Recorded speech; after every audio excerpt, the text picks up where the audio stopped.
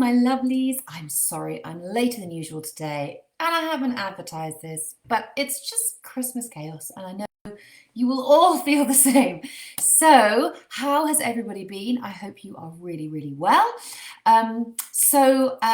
I have been speaking to a lot of you recently, particularly in PCRM world and in my DMs, and there is a really interesting pattern emerging with you gal pals, and that's that you love this work.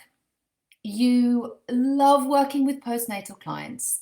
You get gorgeous feedback, and you know deep down that there is a real I can fucking do this. I can make something amazing out of this. But there is this gap, a gap between this feeling kind of confident teaching and then feeling confident enough to turn it into an actual business.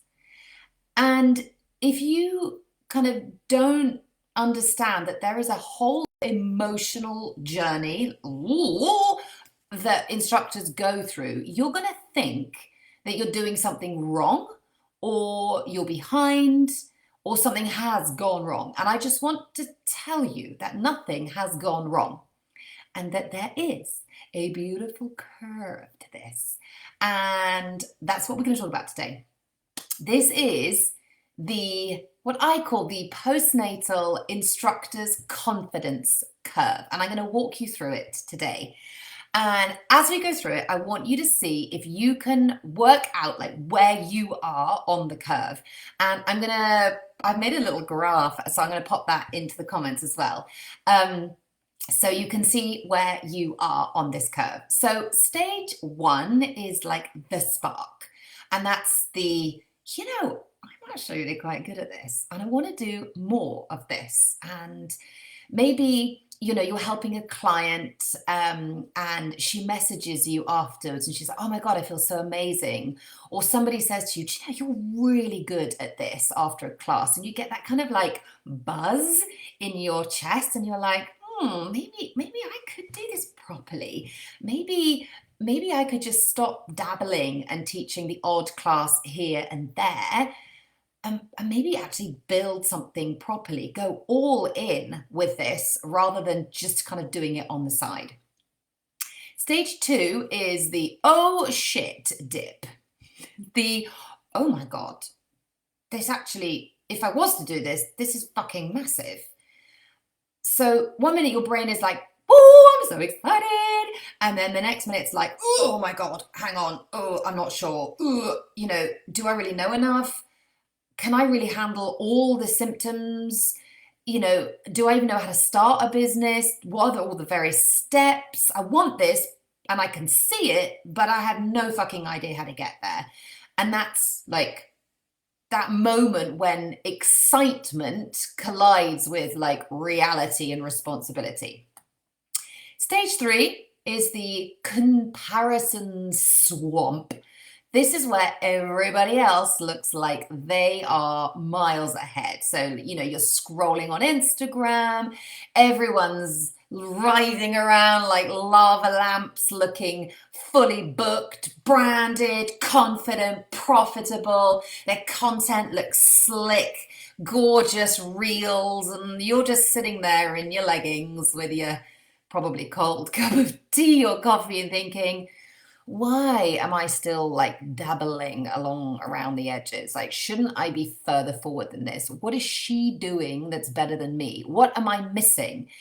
And this is where your self-trust really wobbles big time. Stage, I put wrong fingers up. 4 is productive avoidance. This is busy as hell, but nothing's actually moving forward. And what this looks like is I'm doing everything, I'm doing all the things, I'm redesigning my Canva graphics, I'm rewriting my bio, I'm tweaking my website, maybe I'm creating a website, I'm filling in all my to-do lists, I'm tidying the house, I am doing anything to kind of really do the things that make a big difference in the business. And you justify it all because you just say, oh, I'm preparing things and I'm making progress, but you're not really moving forward. And, from a teaching perspective, this might look like, oh, I'll just do one more course and then I'll be ready. And on the business side of things, you're like, oh, I'll just plan a bit more, instead of actually doing it. And this is where it gets really exhausting, and your business isn't growing at this point. Stage 5 is the confidence crash. And this is when you start to say to yourself, well, do you know what? Maybe I'm just not cut out for this. This is like that emotional low point where, most instructors actually stay stuck here for years. And I definitely spent a long time in this little sad space for quite a while, beating myself up and thinking like, well, you should have sorted this out, by now. And you've been teaching for ages, and, maybe I'm just not a business person. Maybe I'll just, do this for, part-time and nothing more. You know, why bother? I don't want to put myself out there, because if it doesn't work again, then I'm just going to feel more shit. And you feel ashamed, frustrated, tired of just going round and round and round. And I just want to say, at this point, it's not a lack of skill. This is a lack of confidence, clarity, structure, and support. Stage 6 then is the brave step. This is that, okay, I'm going to do just one thing. And maybe that looks like creating an offer for your kind of ideal client. Maybe it looks like you deciding to put your prices up and not apologizing for it. Maybe it decides on you deciding who exactly is your ideal client. Who do you really want to work with? Maybe it's you deciding to put on just a workshop, or putting on and getting clearer with your offers. Maybe it's taking on a one-to-one client rather than doing group classes. Whatever it is, it's brave, and it's that moment of courage that kind of shines a light on that fear, and it really is your kind of big moment of moving forward.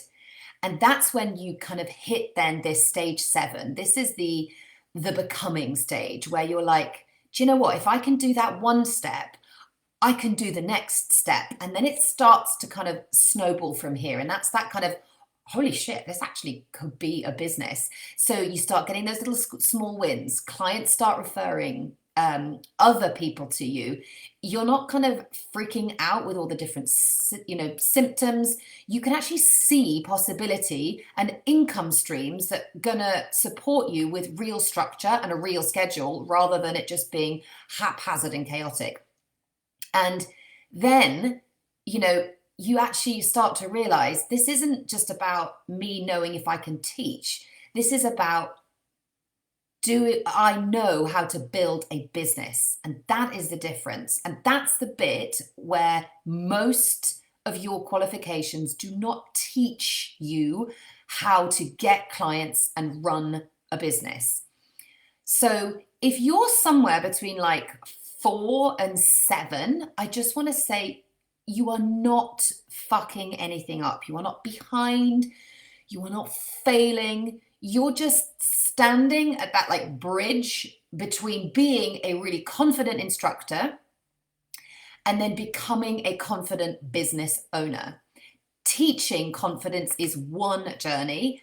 Business confidence is a different journey.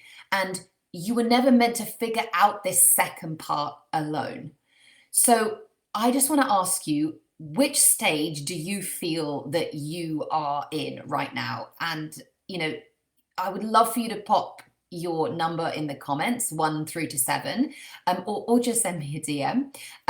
And just, just be aware of where you are. There is nothing wrong with where you are, but knowing where you are helps you to then move forward from there, because you're not behind, you're just in the curve, baby. And if you're sitting here thinking, shit, I'm in stage 5 and I'm just not going to be there for another year, I really want to move things forward, then DM me the word mentoring and let's have a chat, because I've got one space in January for some one-to-one business coaching with somebody who's ready to move from this chaos into, fuck yes, I know what I'm doing and I'm going to make it work. Hope that was helpful, my darlings. I will see you in January for our next live, and I can't wait to hear your comments on 1 to 7, and I will speak to you very soon. Happy Christmas!